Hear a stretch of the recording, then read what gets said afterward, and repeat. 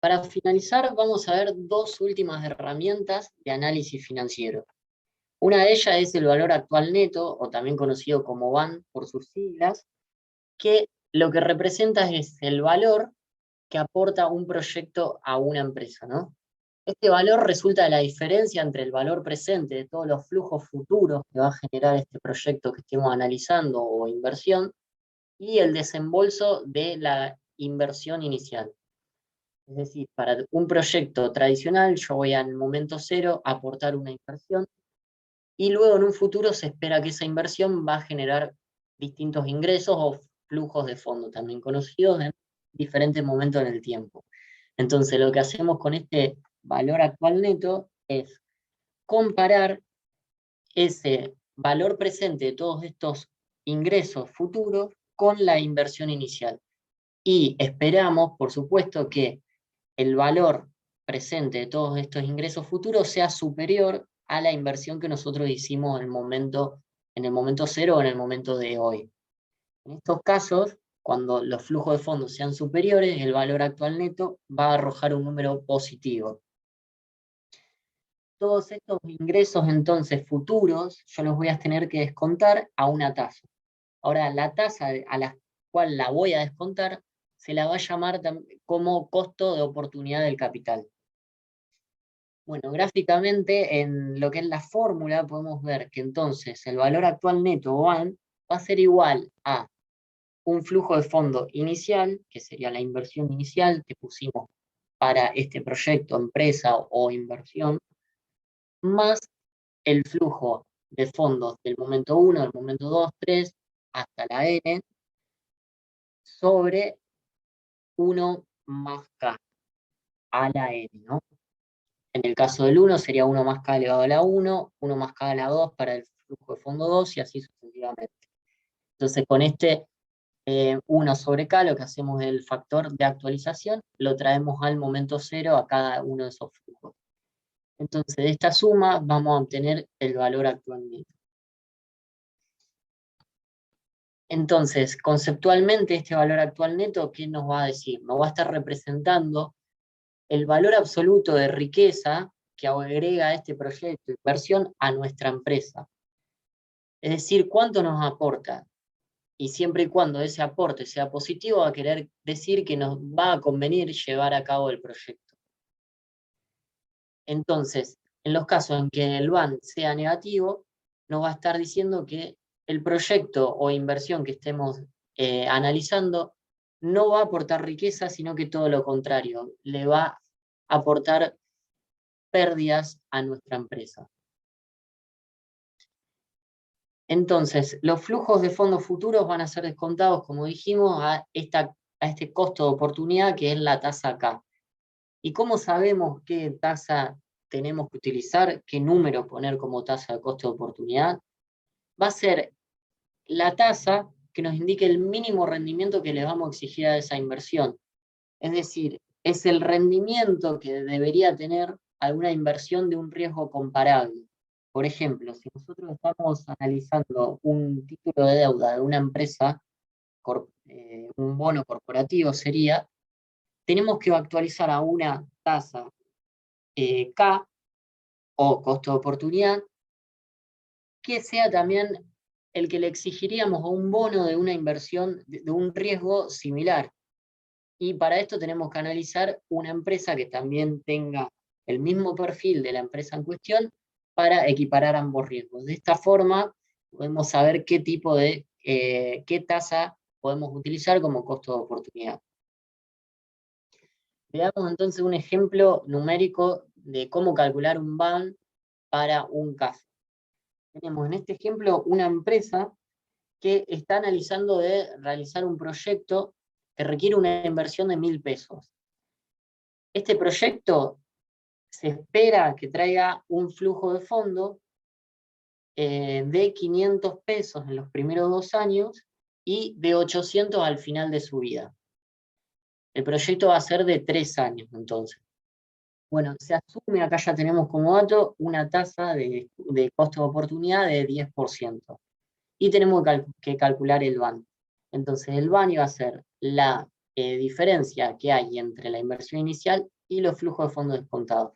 Entonces la inversión inicial la tenemos en 1.000 pesos, lo podemos representar como un importe negativo porque es un desembolso de dinero, y para el resto de los 3 años que siguen, que es la duración del proyecto, los flujos de fondos son todos positivos, porque son todos ingresos, y tenemos 500 para los 2 primeros años y 800 en el tercero, y los vamos a descontar entonces a todos por 1 más K elevado a la n. Para el primer año, elevado a la 1, elevado a la 2 en el segundo y elevado a la 3 en el tercero. Esto nos da un valor actual neto de 468,82. Entonces, ¿qué sabemos ya con este número? Se trata de un número positivo, por lo tanto, la sumatoria de los ingresos futuros a un valor presente van a ser superior a la inversión inicial, al desembolso que hacemos hoy de dinero. Por lo tanto, el proyecto sería rentable y aportaría riqueza a la empresa. Habiendo visto entonces qué es un valor actual neto, un BAN, ya podemos pasar a la segunda y última herramienta que vamos a ver, que es la tasa interna de retorno. La tasa interna de retorno se la conoce como TIR también por su sigla, es la tasa mediante la cual todos estos ingresos y gastos, es decir, todos estos flujos de fondos que existen en un proyecto, se igualan. Es decir, es la tasa que realiza un BAN igual a 0. Como veíamos, volviendo en el caso anterior, nosotros si utilizábamos un costo de oportunidad que venía dado en el ejemplo de 10%, el BAN nos daba un valor positivo. Bueno, la TIR de este proyecto va a ser aquella tasa K o costo de oportunidad que ya va a hacer que el K, en lugar de dar un número positivo, dé un número igual a 0. Esto sería entonces matemáticamente eh, qué es la tasa interna de retorno. Y acá, ahora la tasa interna de retorno va a ser nuestra incógnita para todos los casos que vamos a estar analizando.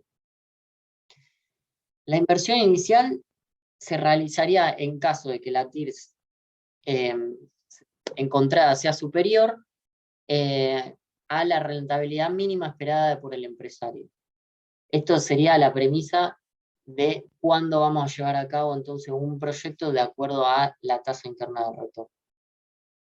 Bueno, en fórmula lo vemos entonces de la siguiente manera, que la tasa interna de retorno va a ser aquella que nos dé como resultado 0, un BAN de 0, para los casos en que tenemos los flujos descontados a esta tasa, más la inversión inicial al momento 0. Bueno, y en la práctica, cuando utilizamos la tasa interna de retorno, principalmente en todos los que son productos financieros bursátiles, los vamos a utilizar en todos los que son títulos de deudas o bonos. Entonces, esta tasa interna de retorno nos va a servir para analizar y calcular cuál es la rentabilidad de cada uno de estos bonos. ¿Y cómo lo vamos a hacer entonces? Vamos a tener que sacar cuál es esa tasa que va a igualar a la inversión. En vez de hablar de inversión inicial, ahora vamos a hablar de precio. ¿Por qué? Si nosotros analizamos entonces un bono como un proyecto, aquella inversión inicial, lo que se asemejaría a la inversión inicial, va a ser el precio que vamos a pagar por ese bono, que es el precio del mercado. Bueno, y esta herramienta tiene ciertos supuestos. Entre ellos tenemos el supuesto de que el bono se va a mantener hasta el vencimiento y que todos los pagos o flujos de fondos, llamémosle, que pueden ser cupones o amortizaciones, se van a reinvertir a esta misma tasa que estamos buscando. Bueno, y de nuevo, para ver entonces con casos numéricos, vamos a ver un ejemplo de un bono de 5 años. Bueno, este bono tiene una rentabilidad anual de un 9% y vence completamente amortiza completamente al vencimiento. Bueno, entonces ya con estos datos podemos resumirlos en, ya sabemos, el número de años es 5, el precio nos viene dado de 103,99, el cupón o tasa de interés o rentabilidad que paga el bono es un 9%, y el valor nominal del bono, es decir, el capital por sobre el cual se van a calcular estos intereses, va a ser de 100 pesos. Entonces, ¿cómo va a ser el flujo de fondo? Vamos a tener 5 pagos correspondientes a los 5 años de vida, y los primeros 4 van a ser igual a únicamente el componente de interés o cupón, que son sinónimos para el caso de bono. ¿Y cómo lo vamos a calcular? El 9% de 100, o es decir, 9 pesos. Entonces tenemos 4 primeros flujos de 9 pesos que vamos a descontar a una tasa X, que todavía no sabemos, que sería la TIR, y un quinto flujo de fondo que es el cupón correspondiente al quinto año, más la amortización completa del capital, que era de 100 pesos, es decir, 109. Y entonces, toda esta sumatoria va a tener que ser igual a la inversión inicial. O bien podemos verlo como la fórmula que vimos al principio, que 0 menos el precio del capital va a ser igual, 0 va a ser igual al precio del mercado más toda esta sumatoria. Acá estamos pasando el precio a otro lado de la igualdad. Bueno, entonces, mientras un proceso de interpolación podemos calcular cuál es la TIR. Esto se puede calcular fácilmente en Excel. Para calcularlo a mano no es sencillo, vamos a tener que interpolar, es decir, vamos a tener que ir probando resultados posibles hasta acercarnos a la tasa. Bueno, en este ejemplo ya lo vemos, la tasa que hace, que iguala el flujo de fondos futuros a la inversión inicial o al precio, para el caso del bono que estamos hablando, es de un 8%. Ahora, ¿qué pasaría si el precio cayera a 91 pesos? Es decir, nosotros en el mercado primero veíamos en el ejercicio inicial de que el precio del mercado era de 103,99. Bueno, cada precio en cada momento va a tener una única tasa interna de retorno.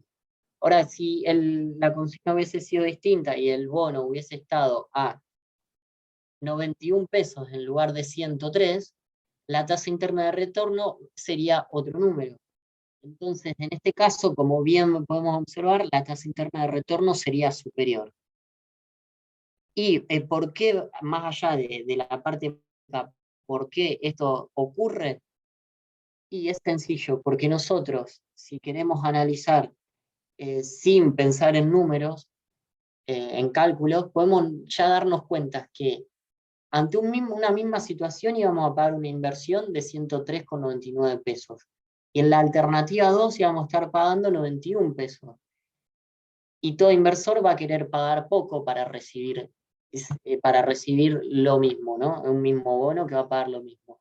Entonces, si yo pago menos, es obvio que nuestra tasa de retorno, es decir, el rendimiento que vamos a obtener sobre el capital que aportamos, va a ser superior.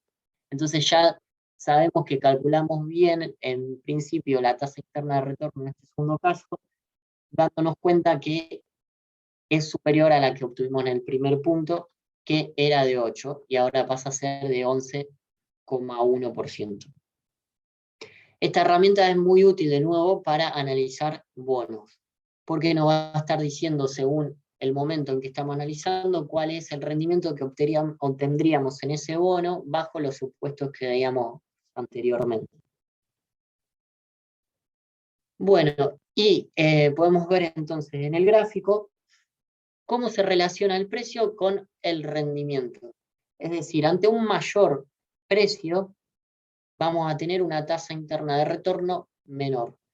Y a medida que el precio va decayendo, la tasa interna de retorno va a ser superior. Y esto se da de nuevo por lo que decía antes, de que la inversión que estaríamos realizando en un principio, al ser inferior, cada vez más chica, comparada contra los cupones que vamos a recibir, que siempre se van a calcular sobre el valor nominal de 100, van a representar un rendimiento más grande. Por eso se da esta relación inversa. Sube el precio, baja la tasa interna de retorno y viceversa. Con esto entonces finalizamos todo lo que es el curso de matemática financiera. En este último slide tienen mi mail por si tienen alguna consulta y desde ya muchas gracias.